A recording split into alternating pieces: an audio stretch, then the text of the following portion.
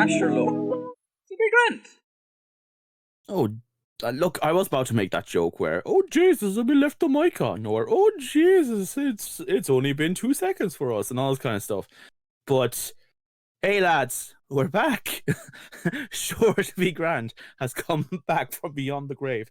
What has it been? 5 weeks, roughly? No, it has not been that long since we did an episode. Has it? That's Hold completely on, false and fabricated. It's been like 3 weeks. Has it? Yeah. Has it? Yeah. Are you sure? Yeah.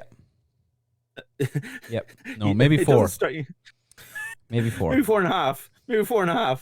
Maybe, maybe 6. I don't know. What did we do last? I can't remember. Yeah, okay. Well, we were going to do Sonic next. Yeah. But we went for a little bit more of a wild character than Sonic. Yeah. I think.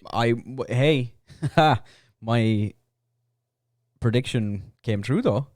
I did say at the end of the last episode, I said we're maybe doing Sonic the Hedgehog 2. Okay. Hopefully. And we sure maybe did it. Sure maybe. Yeah. Did you see Sonic in the end? Yes, I went to the cinema. Yes. I still haven't seen it. So. Yeah.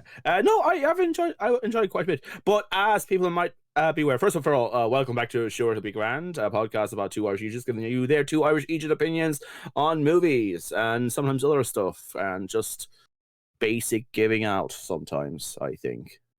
Yeah. Yeah. Let's do some giving out, will we? Do you want to give out about?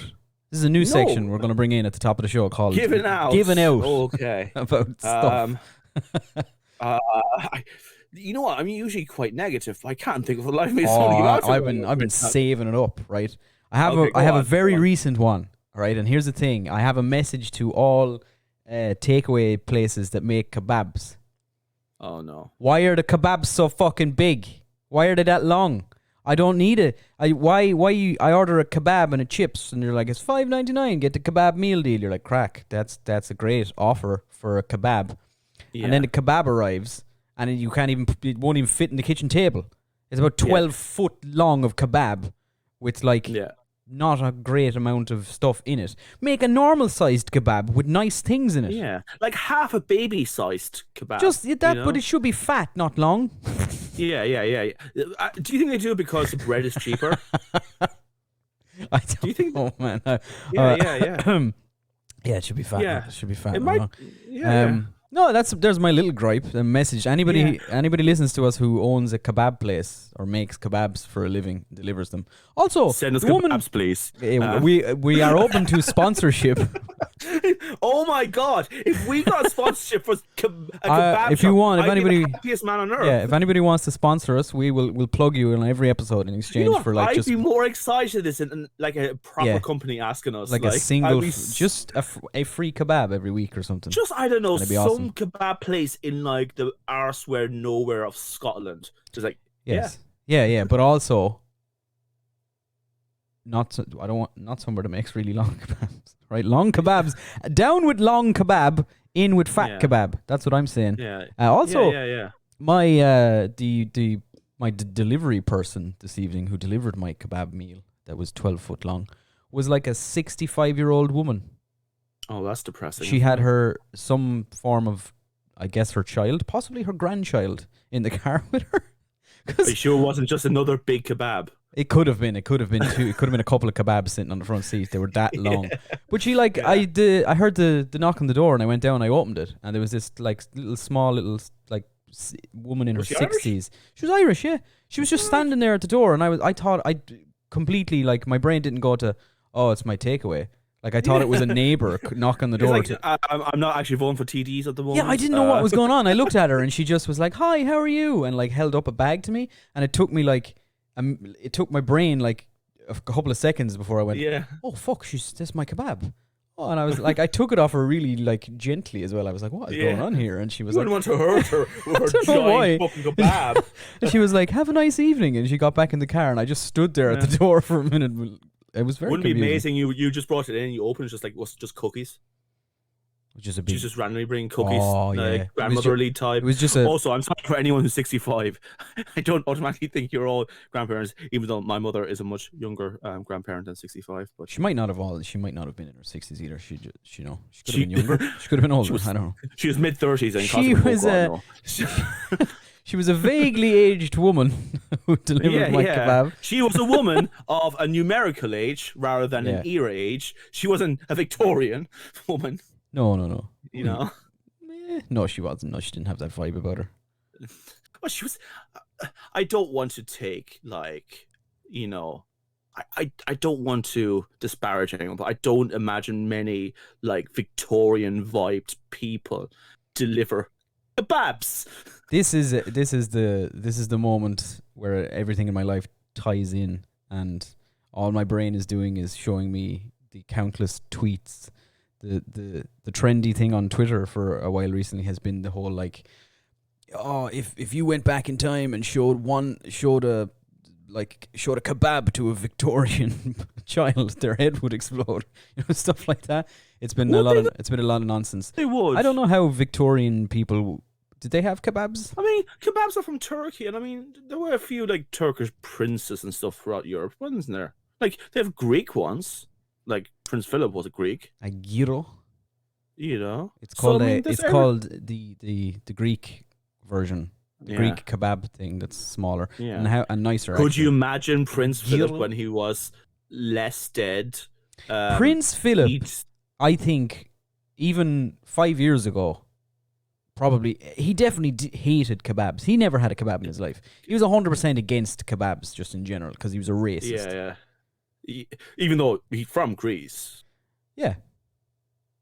Famously, the Greeks don't like the Turks. Okay. Yeah. He's like a gyro. Gyro, yes. He's a gyro, yeah. Oh, perfect. Love me a gyro. Yeah. He has one, like, inside the palace. There's just, like, one butler who's not professional enough to do it properly. Yeah. Oh my God, I just thought of another thing I'd like to complain about. I saw an ad on TV yesterday or the day before. Not on TV. I was streaming live something and an ad came on. And it was for Papa John's, who have announced a new thing that they have on their menu called, oh God, I can't remember what they're called. They're called, like, Papadirios or Papadinos or something like that, right? It's like tiny pizzas? It's a slice of pizza folded over. That's all it is. It's sandwich, right? It's literally, Papa John's have gone, gee, we took a slice of pizza, and we folded it. Like, and they're calling it, like, I mean, folded in the way that people normally eat pizza, where they just, like, no. pinch it. Like, it's like they're selling it as, like, a cross between, like, a sandwich and a pizza, but it's so it's two slices just whacked on top of each other. Well, it's closed at the bottom, so it's like. Oh, folded. Okay. It is just a slice of pizza, like a large slice of pizza folded, and they've got all these different types and flavors and stuff, and they're like, choose your. They've got chicken and bacon and papadino. Everything they have. I'm guessing it's everything they've ever had. Pizza. It's a pizza. It's a slice of pizza that they've folded over. They've not invented anything. Anyway, sorry, it's my 65-year-old food delivery woman who's texted me. You know. You getting a papadino? Fuck, I can't. I wish I could remember what they're called, but also I don't want to know. What was that kind of calzone, isn't it? Like, so it's basically like they went for a calzone and went half of them. Actually, you know what? It's done already. We won't go further. This will do. Yeah, you know, it's not even calzone, not calzone. It's not even as good as a calzone. Like, it's literally, that's what it looked like to me, was just a slice of pizza that they'd folded over itself, so that, like, it looks vaguely like a gyro, actually. Full circle with our topic. I'm telling you. Yeah, what we reviewed, of course, was Prince Philip eating a gyro. There was a video online. That's this week's movie. I mean, you know what? It's just as weird as the movie we watched. What movie did we watch? We watched The Unbearable Weight of Massive Talent, or as I like to call it, Story of My Life. I mean, it's ironic, is it? It's a joke, like my life. Because we're all failing like in my life. Yeah, I've been waiting. Yeah. I've been holding that zinger in for the last week. Yeah. So for anyone who hasn't heard of this movie, and how dare you, how very, very dare you? Not sure why I'm so protective of this movie. I think it's just because I love Nick Cage. It's a movie about Nick Cage. I'm Owen. Who does Nick Cage play in this? He plays a man called Nick Cage. He plays the Is it? actor Nick Cage in Yeah, like yeah. it's like a heightened, over the top version of himself, basically. Now, see, this is where I disagree. I don't think it's anything we just said there. It's not a heightened, over the top version of Nick Cage. I think this is It just is. genuinely Nick No, it's Cage. kind of like it's like how a lot of It's the people see idea Nick of what's Cage. yeah. This is Because what they people see him think Nick Cage accurately is. because this is what Nick Cage This is. is he's not actually Yeah. acting at all in this. He's Yeah. they just followed him around for a little while. You know, the funny thing is, he didn't even want to play Nick Cage in this. He wanted to play Javi, the second role in this, and he thought it would be a really cool idea for someone else to play Nicolas Cage against him. Yeah, they Well, had yeah. they had somebody in mind for it, I think, as well, and it's gone out of my mind. There was an actor like who was almost cast to play Nick Cage, Okay. and then they eventually convinced Nicholas himself to do it. I guess by telling him it'd be a great introspective look into his own psyche and Yeah. all this kind of stuff, which I think also he has because said Pedro it was. Pascal got on and he said like he likes Pedro Pascal, which of course he would. Well, He's yeah, a he's a very fucking charming, absolutely talented man. He's beautiful, and I love Yeah, him. yeah, yeah. Yeah, so Nicolas Cage plays Nick Cage. Pedro Pascal plays Javi Gutierrez. Tiffany Haddish plays Vivian. Sharon Horgan, local lass, plays Olivia. And there's some other people in this, Neil Patrick Harris, Alessandra Mastronardi, who's the love interest for Javi. And yeah, a whole bunch of characters. But look, this movie is really about Nicolas Cage and Pedro Pascal. Some people who are involved in this, production-wise. So director is Tom Gormican. Tom Gormican. I don't know much about him. But also part of the writing team is Kevin Etten. And if you liked TV shows in like the 2000s and a little later, you would know him because he has written for Ghosted. He has written for Reaper, which I fucking loved Reaper. Workaholics, some fairly big shows there. He also wrote for Scrubs. So he's been around the block. Do you think so? He's obviously a comedic writer, mostly. So probably a good choice for a movie like this, which doesn't take itself too serious. Yeah. I don't know. It does and it doesn't, I think. Yeah. I think there's some sincerity in it at some moments, but I think it's also maybe a way of Nick Cage can. I think it's satirical, and he's kind of trying to make a point that, things haven't always been straightforward and easy for him, and he just, I don't know. We'll get into it when we go on to the next section. We'll do that in What the Hell is Going On Here? Yes. Tell me what the hell is going on? All right, so Nicolas Cage, he's not doing well on, the job front, acting. He is begging producers and writers to be in their movie. He wants to be like a Brooklyn cop at one stage and all that kind of malarkey. But he's not doing well. And I suppose it mirrors that whole idea that Nicolas Cage has never said no to a role. He will take any job he wants. I think it got to the point where people think like Nicolas Cage is just doing it for money, which I've never got the impression. Every Nicolas Cage movie. No, I don't think so. Yeah. He was in debt. He was in debt, yeah. But so he still. No, but all his. Sorry. Go ahead. Let me finish. My point is, every movie he did, whether it was a good movie, whether it was a bad performance, whether it was a great movie or a good performance, he always put all of his energy into this. Like he always is completely there on set. He loves acting. Oh yeah, whether yeah, it's a good performance or not.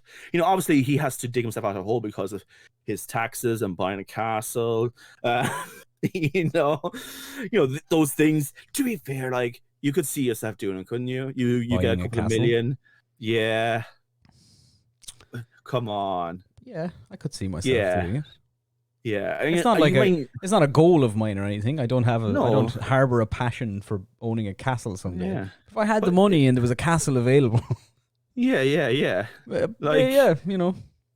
yeah. I mean, I have to be a castle and fairly decent report. It wouldn't be like the Abbey, which is like a local ruin where we No, went to school you with. would want to be like a modern not a modern castle, Yeah, but like one that has been at least has double glazed windows and stuff in it. yeah, That kind of thing. Like, yeah. Plenty of plaster just so the wind doesn't come through the wall. yeah, That kind of thing. Yeah. I mean, you buy Butler's Castle in Kilkenny, wouldn't you? well, you could buy Kilkenny Castle. Isn't it not called Butler's Castle anymore? It was never called Butler's Castle. It was. It's just Kilkenny Castle. Have you ever been on the tour? Yep. I mean, Same day you did it. No, because I went with my father and brother. It was called. Sure. Well, it was owned by like the Butlers of Ormond. I think it was called Butler Castle for a time. Yeah. Maybe I thought it was still called Butler's Castle. I don't know. Anyway, doesn't matter. Because that's a whole history thing we probably shouldn't get into. that would be a diverging off the podcast. We first talk about kebabs, then about Nick Cage, and then about Ireland and its suffering under colonial powers. Yeah, cool. Anyway, yes, Nicolas Cage, he's in debt in this. He needs to make money. His manager, Neil Patrick Harris, goes, "Hey, dude, there's like $1 million, and all you have to do is go to this birthday party and chat around for a while and, hang out." And he's on his way to Pedro Pascal's Javi Gutierrez.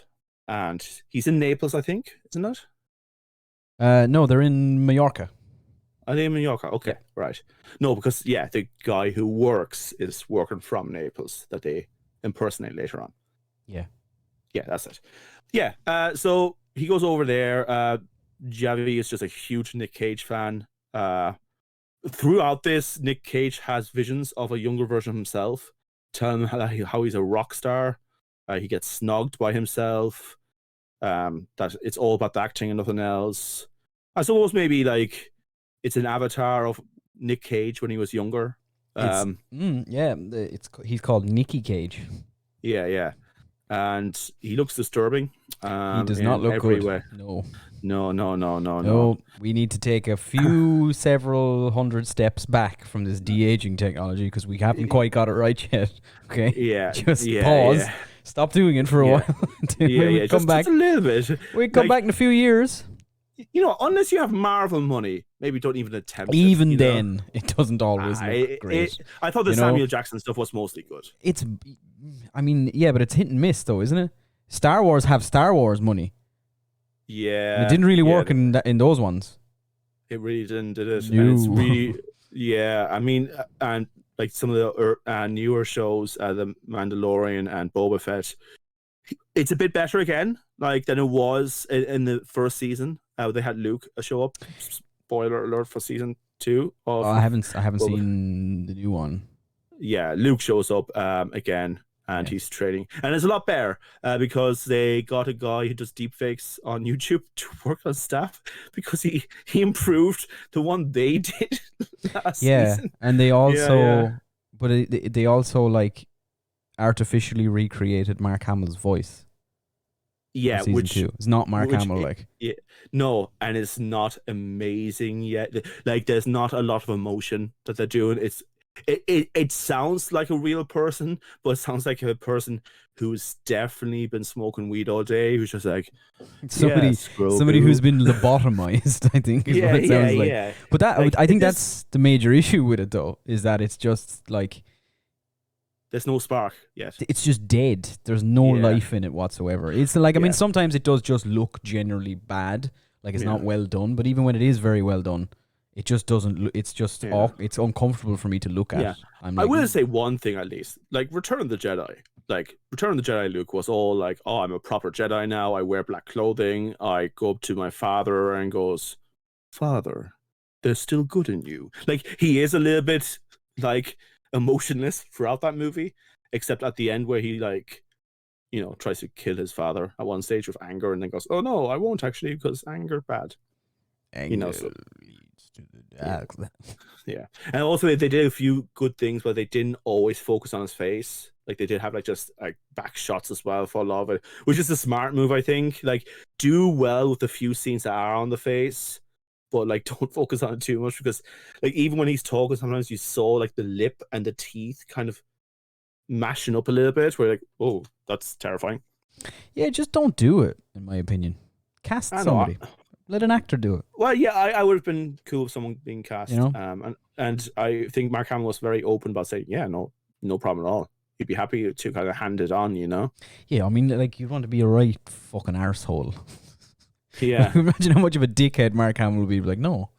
Absolutely. But I think it gets... The actor who plays C-3PO, no? Isn't he that dickhead? He won't let anybody else be C-3PO. But C-3PO, like you could just CG 3PO, and then that'll be fine, because he's a fucking robot and nobody cares. He has no life-like fucking features or anything. When it's a human person, it's just cast an actor, all right? Yeah. Even just use makeup, do something. To be fair, even CG Java back in the day was a bit weird looking. Like when he showed up in Phantom Menace. Back in that was 20 years ago. Yeah, but he's also not human, so, He's not, sure, that's true. Yeah. But we have the technology now. Avatar gave it to us and is giving it to us again in December of this year. Okay, we'll give that to we'll give it to the last section. Okay, we'll just talk about this movie first. Okay, yeah, sure. Yeah, all this to say, young Nicky Cage looks a bit odd in this in the Unbearable Weight of Massive Talent. I think that's the point we're trying to make. Yeah. We just we didn't even mention like Peter Cushing or like what's that movie? Benjamin Button. Ooh, that was scary in parts. Yeah, that was weird. Yeah. That one was weird. Yeah. But yeah, he meets up with Javi, who's like this super rich dude, and Javi is just the biggest Nick Cage fan ever. He has, a little room full of memorabilia, has a terrifying statue that Nick Cage instantly wants to buy. Statue looks better than young Nicolas Cage. I'm going to be honest. They look quite similar, better actually. than old Nicolas Cage. It wasn't actually about a statue. It was kind of impressive. It was like, oh, yeah. Okay.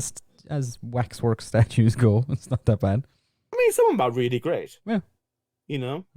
But yeah, he just wants Nick Cage to read a script, and Nick Cage and him eventually just get on, and they spend like the weekend just going around making a movie up while being extremely high. I think that's that's about halfway through the movie. Obviously you want a bit of spice in life. Turns out that Javi is a front for a big evil organization. The CIA is trying to get Nick Cage to turn on Javi or kill him even, because this girl that's missing. Sharon Horgan, who plays Olivia, who is Nick Cage, and their daughter get pulled into the situation, and there's hijinks. Nick Cage has to go undercover. Sharon Horgan as Olivia just instantly becomes like the coolest character, like by the end of that movie. Like she suddenly becomes like a gang boss.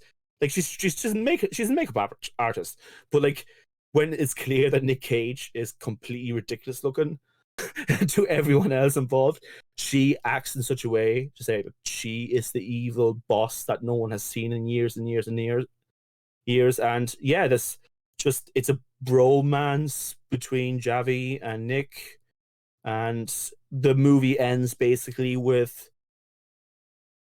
the movie ending. It's Nick Cage playing Nick Cage in this Nick Cage movie where he's Nick Cage, and we open up to a cinema audience. Yeah, I think I got the count right there. And yeah, I think the last scene they quickly swap out the family with like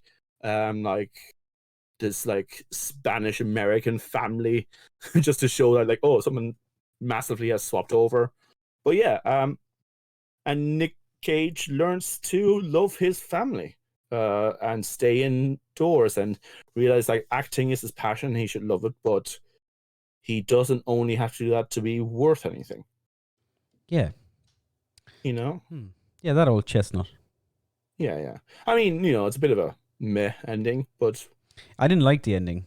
I thought it was kind of something felt off about it. There was a brief moment like right at the end where I thought, oh, they're good, like they're moving this towards like none of this happened, and this was all just Nick Cage was just writing a movie, or he was like getting into character for this role that he's playing or something, or I thought like really do you know what I mean? I thought it was going to be that kind of like, oh, he was just like him, like Javi is an actor as well, and they were like getting into character and like workshopping this whole kidnap action movie thing that Nick Cage was doing, and they didn't in the end. I think it was actually just like Nick Cage and Javi wrote the movie that they wrote and produced and shot was just the story of what happened to them in Mallorca. I don't know. I wasn't massively like I wasn't crazy about this, to be honest. I'll be real with you. I think my favorite parts were really just him hanging out with Javi. The best parts of the whole movie was Nick and Javi. It was Nicolas Cage and Pedro Pascal. Pedro Pascal just running around, he's so funny in this movie. He's so like, even at the start, like he plays that like squealing fan type, like nervousness at meeting his hero type thing really well.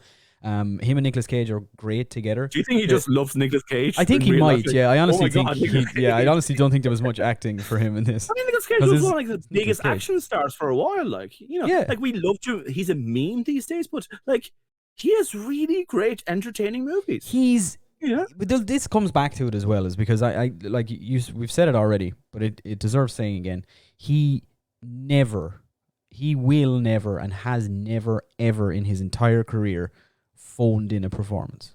Yeah, he doesn't always get it right. Good performance. He doesn't always get it right. Sometimes he gets it incredibly right to the point where he is an Oscar-winning actor. Like, Face Off. He just everything he does. Like, but he did like Con Air and Face Off are two of the best action movies probably ever. You know, people always talk about a lot of like actors who should be play like the Joker, for example. But if you watch Face Off and you don't see that, I think he wouldn't make an amazing Joker from that performance. He could easily be the best Joker of that performance. It's amazing. Absolutely. Yeah, he could. I think he could play Two-Face really well as well. But he's just great, and but that's kind of all of that stuff I liked. I thought it was really funny. The scene where they're on acid and they're trying to climb over the wall is hilarious to me. I could not stop laughing at that. I just thought it was so funny. And then like kind of there's a point around the midpoint of the movie where it kind of switches towards more of an action thing, and it like I don't know if you want to call this if I'm giving the movie credit for it, because it's not something I enjoy very much. There's a lot of like self-aware meta commentary throughout the movie. It kind of has to be, sure. No, I get it. Like I don't care for that particularly all that much. But there's a point where they say like, oh, now we're going to move into the more action-oriented explosion section of the movie, and they do that. And from there on, I was kind of like, this is. It was better when it was just the two guys hanging out in Mallorca. Like, they could have gotten to hijinks. Don't get me wrong; they definitely could have. Like, maybe they go off on an adventure or something, and maybe have to like overcome something. And I think movies like this need that. But I think the whole you're part of a CIA operative and you have to take down this. And that's what I'm saying. Like the movie comments on that being ridiculous. In the film, like they say it like, a kidnapping plot, that's ridiculous. We don't need a kidnapping plot for an adult drama for adults. But they still do it. Yeah, because the movie could have almost been like this weird art house movie with them just hanging out. That was great. That's what I thought it was going to be. Like a Sundance festival kind of movie. Going into this, I thought it was just going to be that. It was going to be a rather self-aware comedy of Nicolas Cage discovering Nicolas Cage with the help of a random super rich fan in Pedro Pascal. And that's what it is for like the first 45 minutes, maybe, till about halfway through. And that part of it is great. And they work really well together. And I love both of them immensely. But the rest is, I don't care much about the rest of it, to be honest. Yeah. I will mention Sharon Horgan as Olivia. It kind of got me out. Blindsided me a bit, having a big like Meath accent show up in this. But I genuinely enjoyed her. I thought see, I kind of want to go into the back room and see how they consider these things because so Nick Cage has 2 sons, I think, and I think there's another kid on the way, and in this, he's also like famously divorced a bunch of times. But I wonder what made him go like, actually, you know what? I want to try out having a daughter this time. Like, do you think that was a thing that just came to them? Like, why does the fake Nick Cage in the movie have a daughter and not a son? 2 sons, yeah. I don't know, to be honest. Maybe it could have been the opposite of that. Like, maybe it was too close to home if it was a son that he had a bad relationship with. That kind of stuff as well. Maybe he didn't want to have the idea of his daughter being kidnapped as well, maybe. Well, his sons. Well, maybe. It's like, because the whole thing, a lot of that part of the movie is about how he has an awful relationship with his daughter. Maybe maybe he doesn't have a great relationship with his son. I've actually no idea. Yeah. I'm not putting that out into the world as a rumor. No. I genuinely don't know what is. Yeah. He's probably a great father. Can I just say, like, they do mention that thing with the daughter. I mean, they just keep saying it. There's not really any signs except, she doesn't like watching movies that he likes. Yeah, I got the impression. I remember, like, at the start of the movie when they show like a therapy session with him and the daughter. I was sitting there going, she's just a teenager. Yeah. She's like 15, 16. She's teasing him because it's her dad. She's like 15, 16. She doesn't want to hang out with her dad. Like, it didn't seem to be a major issue. And maybe Nick getting drunk at her birthday party was an issue, but that's and then also singing songs. Yeah. I don't know. I don't know. Maybe they were trying to say it's actually not her problem. It's more his problem. He seemed like he was really trying to connect with his daughter. Like, that was and the she thing. was just like, we're cool. Like, he was trying, and she was just like, I don't want to watch weird old German movies with you. I want to do other things. I want to watch Paddington 2. Yeah, but this movie was great. Like, to be honest, I've heard so many people say, no, you should watch Paddington. Mm-hmm. You know, I probably should. I've seen the first one. It's meant to be good, isn't it? The first one's okay. Good. The second one, I have heard of lots of reviews and stuff saying Paddington 2 is actually a beautiful movie. The first one was a little bit too English for me. But well, to be fair, it's Paddington. I know, yeah, it's incredibly it's an incredibly English thing. Like, I'm surprised the Queen isn't doing a bloody strip dancing at some stage, you know? Well, hey, no, we haven't seen the second one. Maybe that's why people like it so much. Yeah. The best kept secret in cinema. She can really move. I can't believe it's actually her on the cast. Yeah. Talk about the royal family guy rating. Oh, God. Huh? Yeah. I almost got there. She's a spinning kebab. That's what Prince Philip used to call her. Oh, my little spinning kebab. Oh, my little spinning gyro. And then he gets sick because he had to speak a language that wasn't English. Yeah, Greek. But then he starts speaking Greek again, and then he's like getting sick of that too. And that is the plot of Paddington 2, as far as I'm aware. Prince Philip getting horny about the Queen strip club dancing and calling her and being a racist. That's what Paddington 2 is about. Paddington solves racism in the royal family. The real racism is the racism in the royal family. Yeah, and that's the message. Yeah, that's pretty real racism, I think. I mean, it's like it's like some peak level racism. It's not just racism towards other ethnic groups, different people of color. It's also racism to like other white people, right? And then it's also racist towards classes of the last white people that they're not racist towards. Like, they're literally born thinking they're superior. Anyway, we said we wouldn't go into British colonization. Here we are. But anyway, Gyro's up doodling. Let's go into the next section.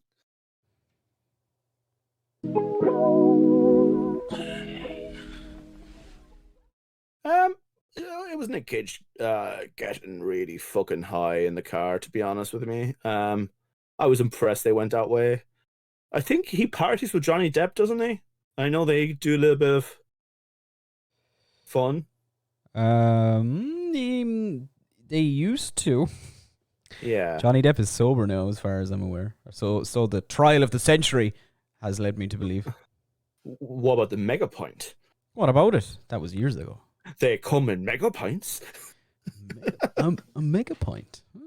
I love the way he says that. Actually, it's a great clip. Yeah. Let's not go into that. Anyway, because...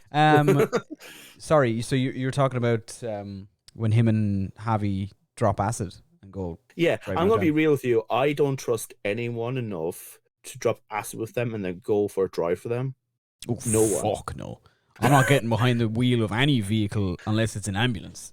Yeah. I'm not getting behind the wheel of an ambulance. What the fuck? I mean, you might. I might. You're on If I'm on acid, I don't know what I'm going to do. I might buy a Also- castle and drive an ambulance. Yeah, and also not in Mallorca where all those fucking roads up on cliffs are. Like, I remember once we were in secondary school and we went off to Kerry for a weekend, and I think we were driving a bus right next to like some cliffs in Kerry. Yeah, we were. It was on the Dingle Peninsula. Yeah. And I don't have a fear of heights, but I will say I have a fear of heights when it comes to people being around me, either me falling because someone bumped me or them falling. So when everyone on the bus ran over to the left-hand side to the bus, but literally like a foot left of space before just 100 to 200 foot fall into the ocean, well, I wasn't really feeling it, man, you know? Yeah, it's a fair thing to be queasy about I am falling off a 200-foot cliff in a bus. Yeah. I'm a bit quirky, you know? Oh, it's a weird phobia I have, but I don't like falling off 200-foot cliffs in buses.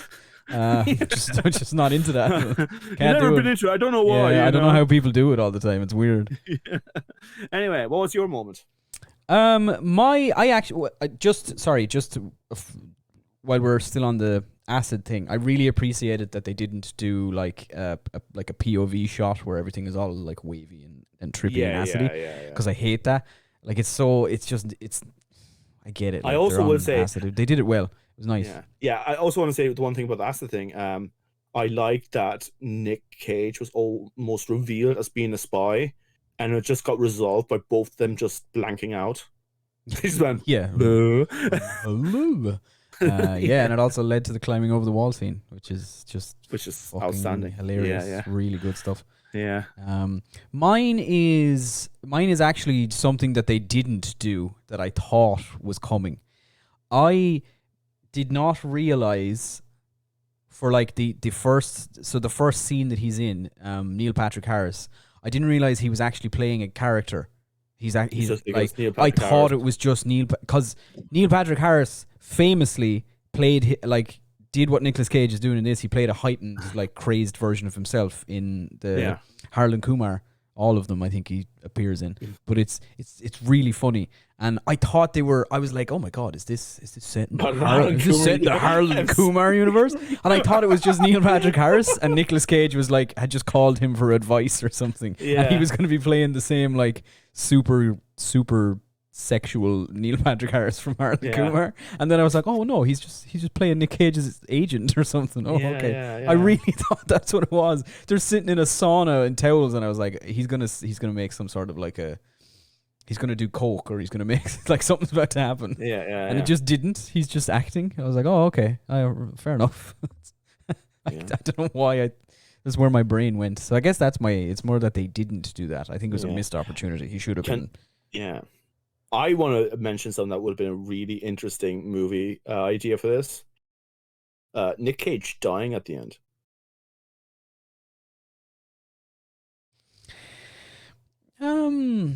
Yeah. That would have been a statement, wouldn't it? By the way, I have nothing against Nick Cage. I just don't want him to die. He is a wonderful man. But it would have been. What I mean? Yeah, it would have actually said something about killing. Because all the movie read was like, hey, you be you and love your family. Yeah, I guess if he dies, it could be seen as like allegorically killing the public perceived image of Nick Cage and revealing that kind of thing, which would have been it would have been better than what they did, which was nothing really. They were just like, hey, and they did a callback to Paddington 2. That's how they ended the movie. It was like, okay. Did you notice his wife in it? The wife in the movie within the movie. what about You know her? the one that shows up at the end? It's Demi Moore. Yeah. Yeah, I didn't know that's that. I don't think I actually. Maybe I wasn't paying enough attention, but I didn't see her and think, "Oh, it's Demi Moore." But they say it afterwards. When the three of them are sitting on the floor, somebody says something about the daughter says something like, how did you get Demi Moore to play Mam or something? Yeah. Something along those lines. And I went, oh, okay, I guess it was Demi. Yeah. I think I recognized the actress playing the daughter as well, but I can't think of her now, honestly, off the top of my head. I feel like I'd know her if I looked it up. Obviously, I'd know it if I looked it up. That's how that works, isn't it? But I think I'd recognize it. Yeah. Yeah, it would have been. Yeah, it would have been more interesting than the ending, because the ending was kind of flat, to be honest. Yeah, it was a little bit. But look, I still enjoyed watching the movie. It won't stick out in my mind or anything. I mean, like, this was apparently for a while seen as like the best unproduced screenplay in Hollywood. Like, it was like hovering around in that domain. People were saying, "Oh, this would be a great movie." Yeah, but it wasn't really that. It was fine. You know, it was a fun enough time. Yeah, it could have been like, but it wasn't in the end. I think we accidentally walked into our final look section of this. Final thoughts. Yeah, let me play the sting. Hang on. Yeah.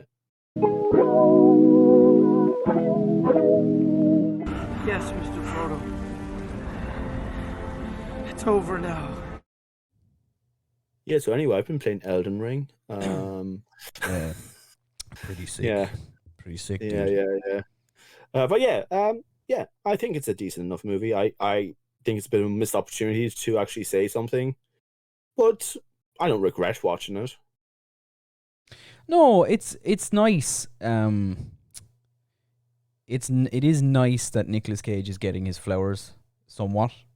Like, it's nice that we've reached a point where people are making movies about Nicolas Cage. Like, do you know what I mean? He's that, because he does deserve it. I think he's brilliant. He's a giant. And he seems like a really nice person. He did an AMA on Reddit recently, and he just seems like a really lovely guy. Yeah. I would say go on. Who is genuinely really into cinema and acting, and like, I mean, he's a Coppola, so it makes sense. But like, I just, God damn it, he is a national treasure.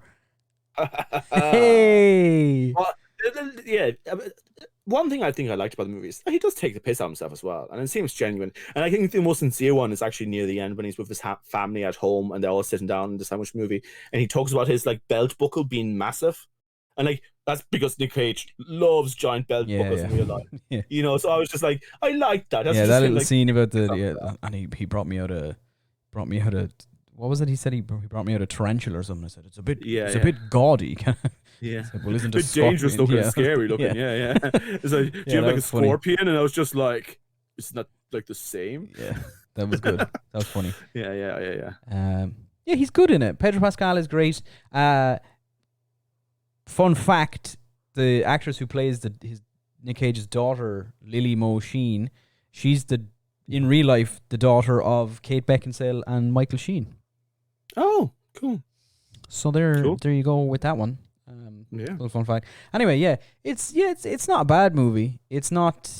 I think I'm like, it's unfair.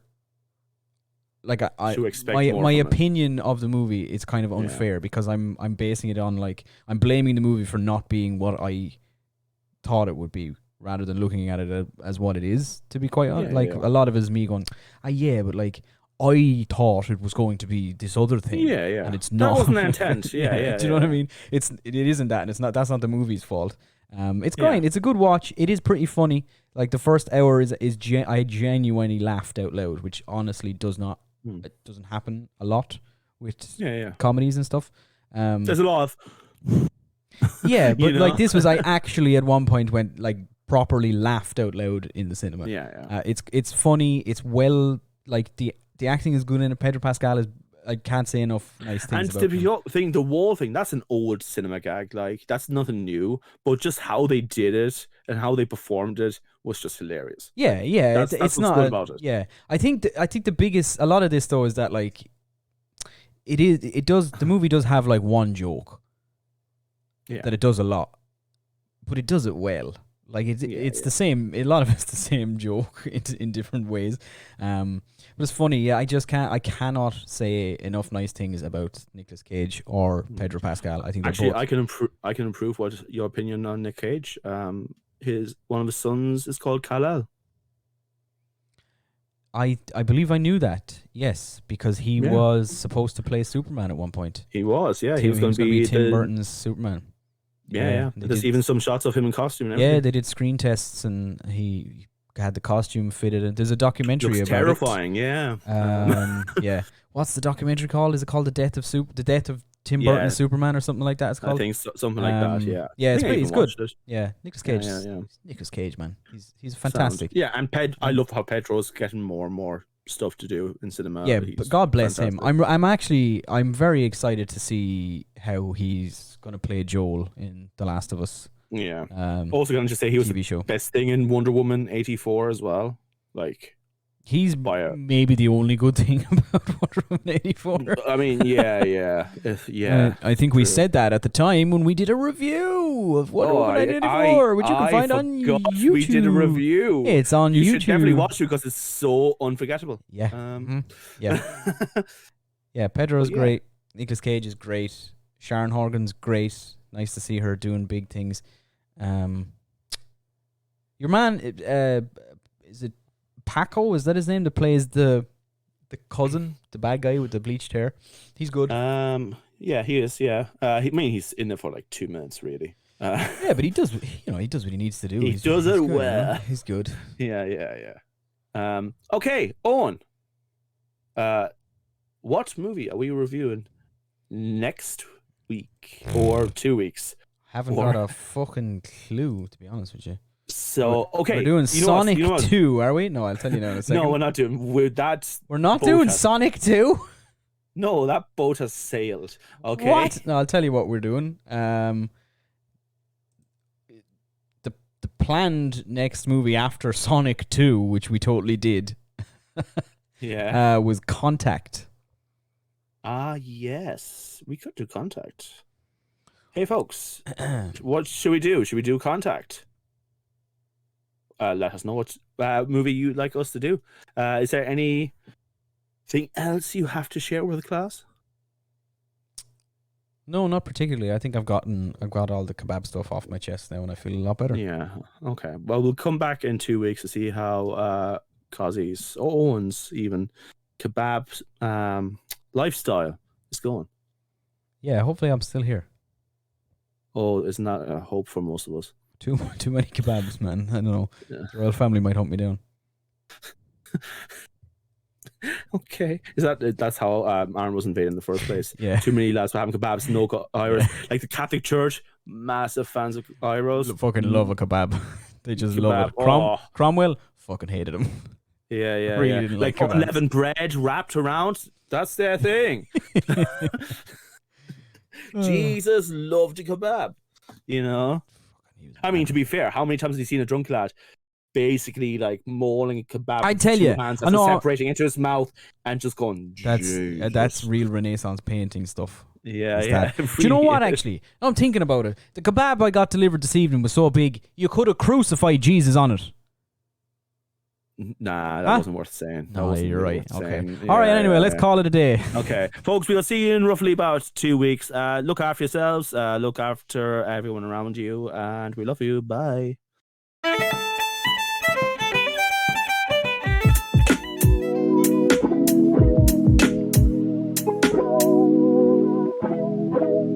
Asherlo. It's a big rent.